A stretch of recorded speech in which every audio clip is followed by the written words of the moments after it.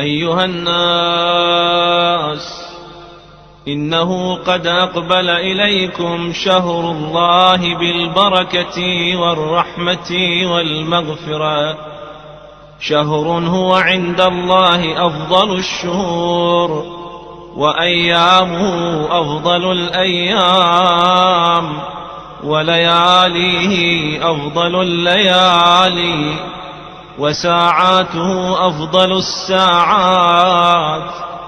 هو شهر دعيتم فيه إلى ضيافة الله، وجعلتم فيه من أهل كرامة الله.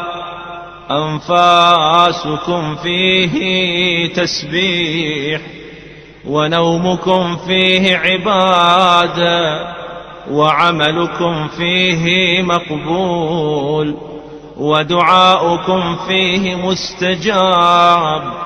فاسألوا الله ربكم بنيات صادقة وقلوب طاهرة أن يوفقكم لصيامه وتلاوة كتابه، فإن الشقي من حرم غفران الله في هذا الشهر العظيم.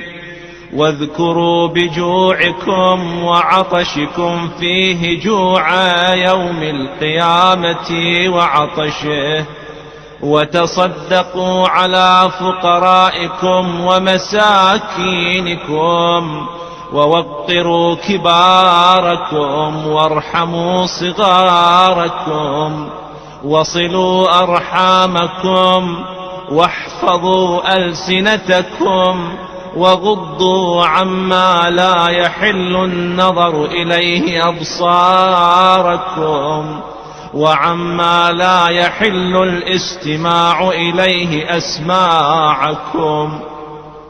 وتحننوا على أيتام الناس، يتحنن على أيتامكم، وتوبوا إليه من ذنوبكم، وارفعوا إليه أيديكم بالدعاء في أوقات صلواتكم، فإنها أفضل الساعات. ينظر الله عز وجل فيها بالرحمة إلى عباده، يجيبهم إذا ناجوه.